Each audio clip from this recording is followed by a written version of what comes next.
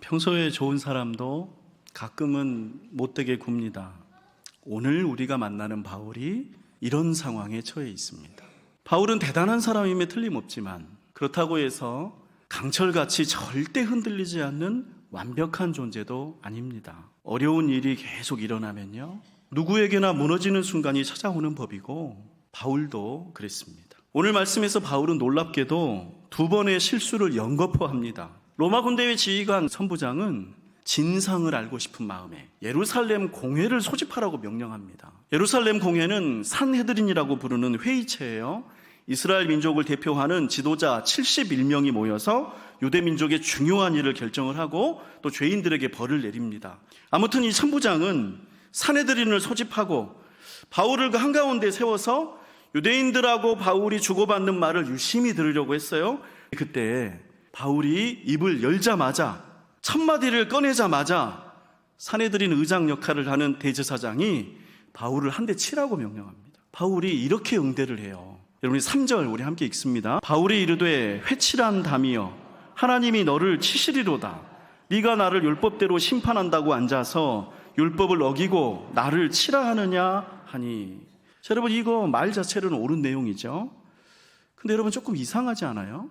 바울이 언제부터 이렇게 말하는 사람이었습니까? 지금까지 바울은 언제나 어떤 상황에서도 복음만을 말해온 사람입니다. 근데 지금 여기에서 바울은 지금까지와는 다릅니다. 상대방을 향해서 가시돋친 말을 하는 거예요. 여러분, 3절은 이런 의미입니다. 이 위선자야, 천벌을 받을 거다. 너는 뭐가 그렇게 잘나서 나한테 이런 소리를 하느냐. 이게 3절입니다. 5절을 보면 알 수 있듯이 바울은 금세 자기 자신이 실수했다는 사실을 깨달아요. 그래서 더 이상 대제사장과 언쟁을 주고받기를 그치고요, 내가 몰라서 그랬다고, 그래서는 안 되는 거였다고 바로 변명을 합니다. 근데 그 다음에 더 큰 일이 벌어져요. 우리 6절 함께 읽습니다. 바울이 그중 일부는 사두개인이요 다른 일부는 바리새인인 줄 알고 공회에서 외쳐 이르되 여러분 형제들아, 나는 바리새인이요 또 바리새인의 아들이라.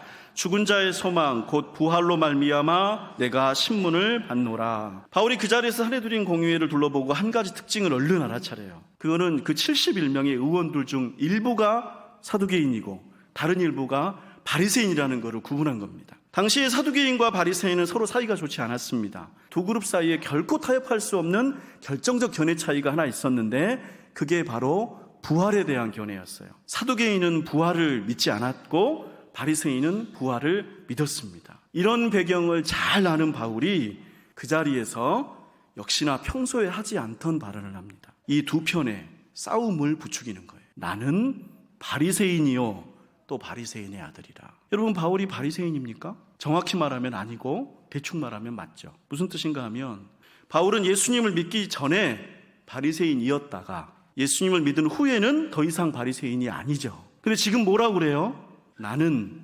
바리새인이요 또 바리새인의 아들이라고까지 말합니다. 지금 바리새인이라는 말이, 지금 바리새인이 아닌데도 나는 바리새인이라고 말하는 바울은 산헤드린 재판정의 한 무리를 이루고 있는 바리새인들을 향해서 너희들은 내 편이라고 부르는 거예요. 그리고 나서 가장 민감한 주제인 부활 이야기를 꺼낸 겁니다. 자, 그래서 어떻게 됩니까? 우리 7절과 8절 같이 읽습니다.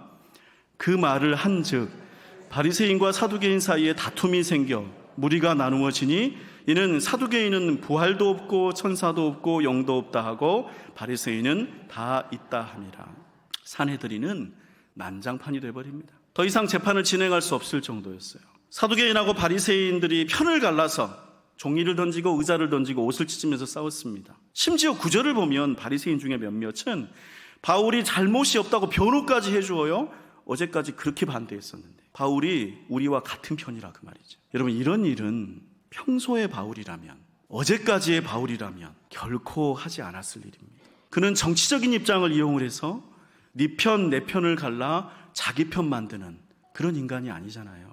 우리의 바울이, 우리가 그토록 사랑하고 존경하고 닮고 싶어하는 바울이 자기를 때렸다고 해서 1대1 맞짱을 뜨려고 하고 정치적인 입장을 내세워서 사람들을 편갈라 놓으려고 합니다.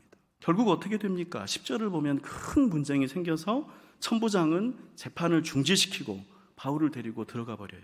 그리고 안타깝게도 이 장면이 바울에게는 예루살렘에서의 평생 마지막 기억이 되고 맙니다.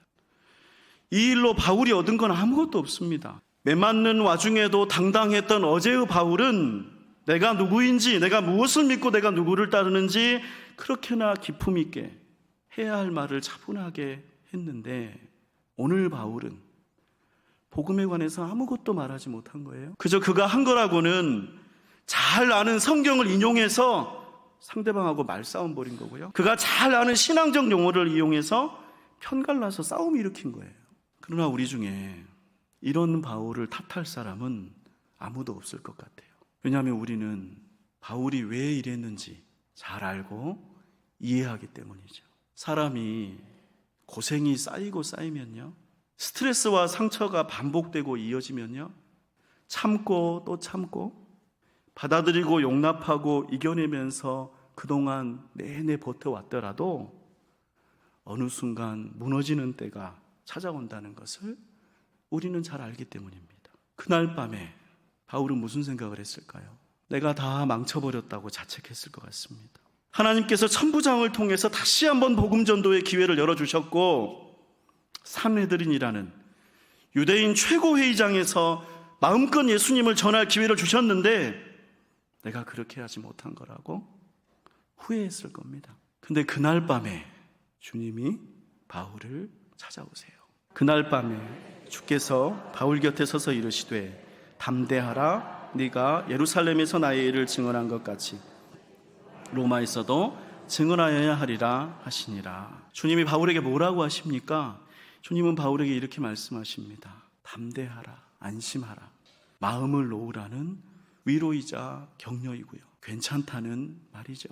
네가 왜 그랬는지, 왜 그 상황에서 그렇게 반응할 수밖에 없었는지 내가 아니, 괜찮다고 위로해 주시는 거예요. 더 이상 상처와 모욕과 힘든 상황을 참지 못했던 바울이 자기 기분으로 모든 걸 다 엎어버렸을 때 그날 밤 예수님은 바울을 찾아와 말씀하시는 거죠. 괜찮다고, 너의 마음을, 네 속상한 마음을 내가 안다고. 그리고 이어서 말씀하셔요.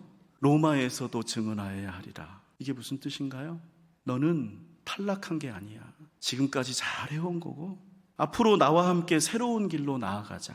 바울은 예루살렘이 끝이라고 생각했는데 그렇게 헌신하고 고생하다가 이렇게 끝나는 거라고 해서 낙심하고 있었는데 주님은 바울에게 알려주십니다. 여기 예루살렘이 너의 끝이 아니라 여기 건너 다음이 아직 남아있다고요. 사도행전 19장 21절, 이 일이 있은 후에 바울이 마게도냐와 아가야를 거쳐 예루살렘에 가기로 작정하여 이르되 내가 거기 갔다가 후에 로마도 보아야 하리라 하고, 로마는 바울이 가고 싶었던 그의 꿈입니다. 그날 밤에 주님은 바울에게 잊고 있었던 꿈을 다시 일깨우시면서 그를 일으켜 세우시는 거죠. 존귀한 성도 여러분, 우리는 연약합니다. 우리는 실수합니다. 우리 중 대다수는 사실 많이 참고 많이 견디면서 삽니다. 세상 일이 마음대로 되지 않는다는 것을 우리는 아니까요. 그래서 대부분 잘 견디는 편입니다. 근데 그러다가 잘 참다가 가끔 충돌하고 폭발하고 돌이키기 어려운 실수를 하기도 해요. 지금까지 잘 견뎌왔던 거를 한순간에 다 뒤집어 엎어버리기도 한다고요. 오늘 사도행전이 보여주는 장면이 그것입니다. 사람은 그렇게 실수하고 잘못하기 마련이라고요. 최고의 믿음을 가졌다는 바울도 그렇다고요. 근데 우리 신앙이 무엇인가요? 그렇게 한없이 상처받고 낙심하고 또 자책하고 후회하면서 이제 여기가 내 끝인가 보다 그만두고 싶어하는 우리에게 그날 밤에 주님이 찾아오시는 것, 그런 나에게 주님이 찾아오시는 것, 그게 우리의 신앙입니다. 그리고 주님이 우리에게 말씀하십니다. 담대하라, 안심하라, 괜찮다. 네가 어떻게 그렇게 살아왔는지 내가 모두 다 알고 여기가 너의 끝이 아니라 아직 좋은 것이, 네가 하고 싶은 것이 남아있으니 내가 그리로 데려다 줄 테니까 같이 가자. 너에게는 가야 할 로마가 남아있다. 이것을 믿는 것이 우리의 신앙입니다. 우리 이 말씀 내 마음에 품고 성령님과 함께 거두는 기도를 드립니다.